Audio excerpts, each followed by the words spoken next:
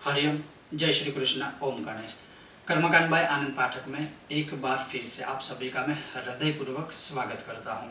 और आकाश दीपदान अर्थात ये क्या होता है, इस वर्ष 2022 में आकाश दीपदान किन दिनों में या किन तिथियों के अनुसार देना है, यह विषय बहुत अद्भुत है, उत्तम है।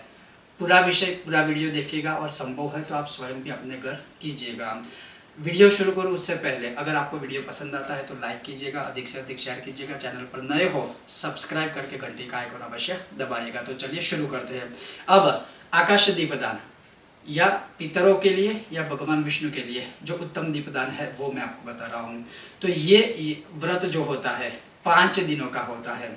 जैसे आश्विन कृष्ण एकादशी से आश्विन कृष्ण अमावस्या, अर्थात अगर आप अमावस्यांत माह को फॉलो करते हैं तो उस प्रकार से यह आश्विन मास में होगा। जैसे दीपावली के दिन तक, एकादशी से आरंभ करके दीपावली के दिन तक। अगर आप पूर्णिमांत बोलोगे तो कार्तिक माह होगा। लेकिन उन सारी चीज़ों में ना उलझ कर, ये भी क्यों होता है वो भी मैं आपको सविस्तर बताऊंगा भविष्य में। लेकिन उन सारी चीज़ों को छोड़ के अगर आप जानते हो या चलते हो, इसको फॉलो करते हो, तो जो एकादशी से दीपावली पर्यंत 5 दिन है, उन 5 दिनों में अवश्य आकाश दीपदान करना चाहिए। उसका महात्म्य स्कंद पुराण में प्रचुर मात्रा में दृष्टांत और कथा के साथ लिखा हुआ है। और यह भी साक्षात ब्रह्मा जी ने नारद जी को बताया था।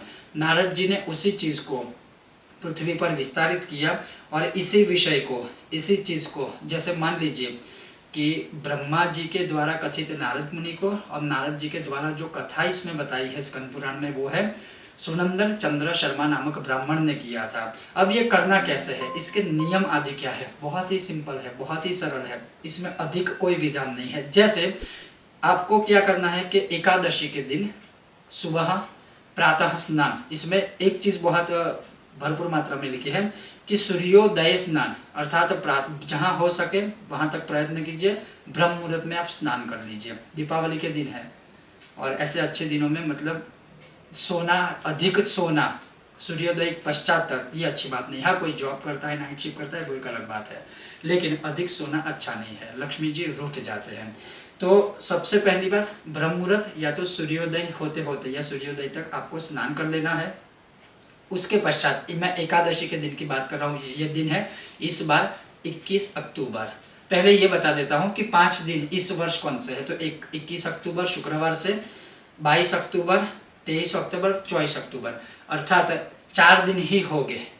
तो ये होता है 5 दिनों का व्रत।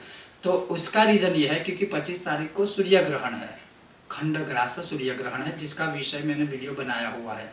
तो सूर्य ग्रहण होने के कारण इस बार सिर्फ 4 दिनों का व्रत होगा, लेकिन तिथि के अनुसार ही ये सारी चीजें होती है। तो तिथि के अनुसार अगर आप गिनते हो तो जैसे एकादशी द्वादशी एक ही दिन में है, द्वादशी त्रयोदशी है, त्रयोदशी चतुर्दशी है, और खंडग्रास सूर्य ग्रहण की वजह से अमावस्या का क्षय होके अगले ही दिन दिवाली पूजन, चौपड़ा पूजन, शारदा पूजन आदि अगले दिन है।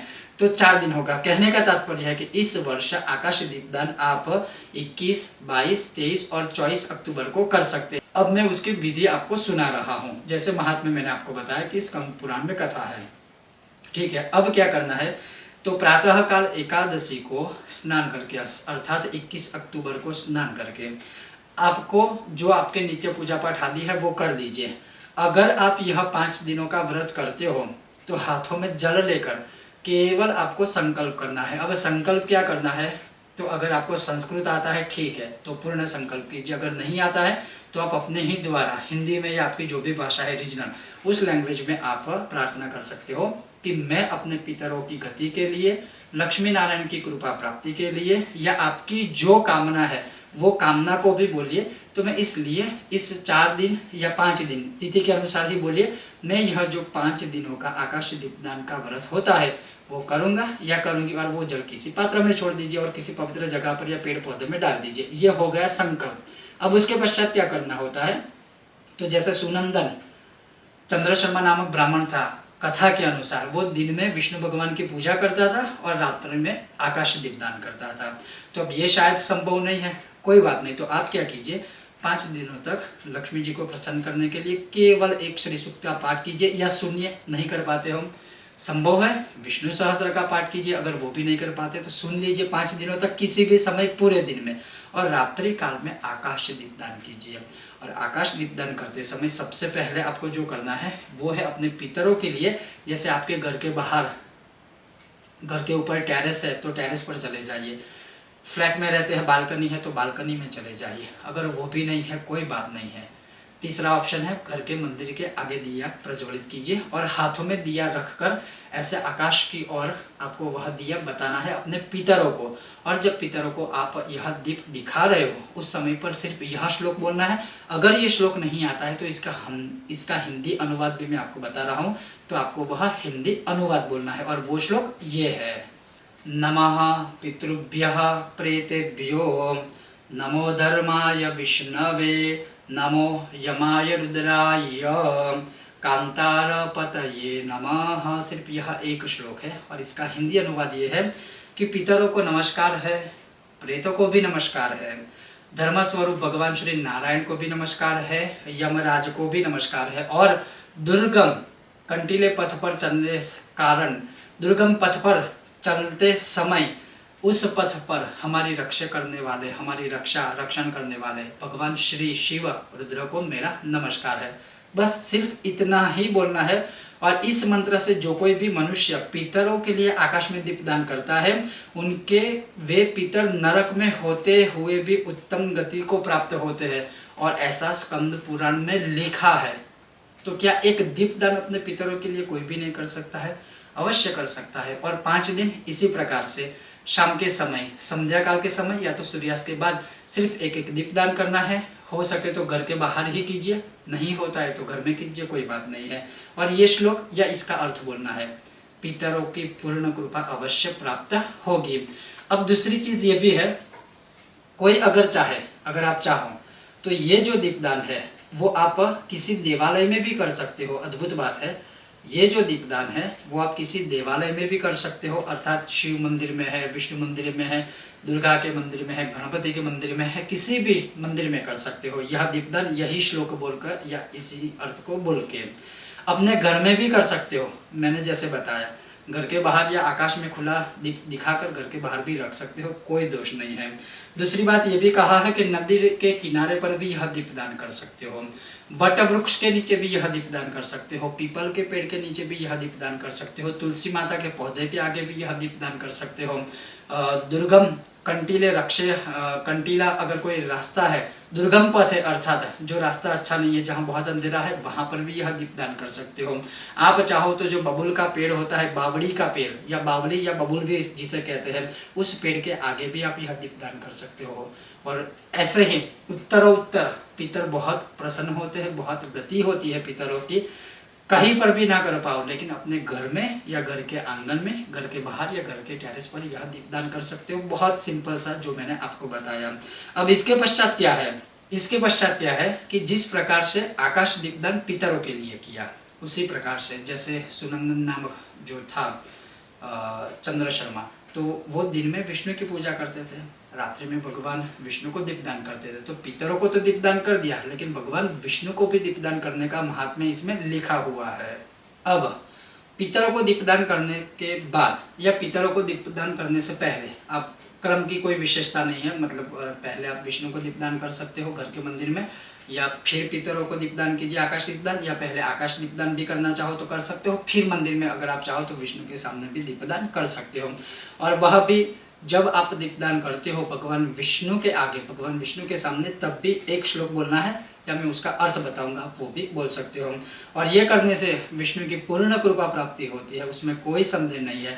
अब वो कैसे करना है? तो आपके घर के मंदिर में अगर शालिग्राम भगवान है, अगर भगवान विष्णु की मूर्ति है, अगर भगवान श्री कृष्ण की मूर्ति है, अगर भगवान श्री राम की मूर्ति है, और साथ में माँ सीता मैया है, या माँ लक्ष्मी जी है, या राधा जी है, या श्री यंत्र है, सबसे अद्भुत, तो उन दोनों के आगे एक एक गाय का दीपक प्रज्वलित कीजिए, गाय के घी का, और सिर्फ यह एक श्लोक बोलना है। और यह श्लोक अगर इसी श्लोक को बोल के आप चाहो तो आकाश दीपदान भी कर सकते हो, या इसी श्लोक को बोल के आप अपने घर में विष्णु भगवान के सामने भी यह दीपदान कर सकते हो। और वह श्लोक ये है, ओम दामोदराय विश्वाय विश्वरूपधराय च नमस्कृत्वा प्रदास्यामि व्योमदीपम हरिप्रियाम।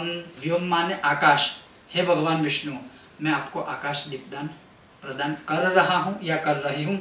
अगर इसका अर्थ मैं कहूँ तो जैसे मैं सर्वस्वरूप एवं विश्वरूपधारी भगवान दामोदर को नमस्कार करके यह आकाश दीपदान देता हूँ, जो भगवान श्री हरे विष्णु को परम प्रिय है, बहुत ही प्रिय है। बस यह श्लोक बोल के आप दीपदान प्रज्वलित कर दीजिए। या तो ये भी दीपदान आकाश दीपदान की तरह आकाश में, खुले आकाश में कर सकते हो, देवालय में, शिवालय में, विष्णु के मंदिर में, हरि मतलब किसी भी मंदिर में कर सकते हो, नदी किनारे, जैसे मैंने सारे स्थल पहले बताए, या फिर अपने घर में ही, घर के देवी या देवता के सामने यह दीपदान कर दीजिए। यह दीपदान करने का महात्म्य स्कंद पुराण में विस्तृत रूप से लिखा हुआ है, जो मैंने आपको संक्षिप्त में बताया। और यह इस वर्ष 21 अक्टूबर, 22 अक्टूबर, 23 अक्टूबर और 24 अक्टूबर, अब यह जब पूर्ण हो जाता है 5 दिनों का व्रत, तिथि के अनुसार, ध्यान से सुनिएगा, दिनों को तारीख के अनुसार काउंट मत कीजिएगा, मैं तिथि के अनुसार बोल रहा हूँ। जब यह दीपदान हो जाता है और दीपावली का दिन, मतलब जिस दिन यह अंतिम दिन होता है आकाश दीपदान का, तब आकाश दीपदान करके आपने जो पहले दिन संकल्प लिया था, फिर से हाथ में जल लेके आपको सिर्फ यही बोलना है कि इन 5 दिनों में तिथि के अनुसार मैंने जो भगवान विष्णु को या अपने पितरों के लिए आकाश दीपदान जो भी किया है, हे भगवान विष्णु, हे मेरे सर्व पितृ, आप उसे सहृदय स्वीकार कीजिएगा। अगर इन 5 दिनों में मुझसे कोई भी गलती हुई है तो उसे अपना बच्चा समझकर हमें क्षमा कीजिएगा। बस यह बोल के वो संकल्प छोड़ देना है, जो आपने संकल्प लिया था। आपकी जो भी कामना है फिर से प्रार्थना कीजिए कि यह हमारी कामना पूर्ण कीजिएगा। इसके कोई और नियम आदि पालन करने की आवश्यकता आदि नहीं है। तो इस वर्ष अवश्य आकाश दीपदान कीजिएगा। मैं संभव होगा मैं खुद भी प्रैक्टिकल वीडियो आपको दिखाऊंगा, मैं खुद कैसे करता हूँ, लेकिन मैं करूँ ना करूँ, मैं तो अपने लिए करूँगा। वीडियो शायद मैं कर पाऊँ ना कर पाऊँ, लेकिन आकाश दीपदान तो मैं स्वयं भी करता हूँ। तो आप भी कीजिएगा। और अगर आप करते हो तो हमारी स्क्रीन पर भी हमारा व्हाट्सअप नंबर है, हमारे डिस्क्रिप्शन में भी हमारा व्हाट्सअप नंबर है, आप हमें फ़ोटोज़ या वीडियो सेंड कर सकते हो। और बहुत सारे लोग भेजते हैं, हमें देखकर बहुत खुशी होती है। आप सभी का सहृदय बहुत बहुत धन्यवाद। जय श्री कृष्ण। ओम गणेश।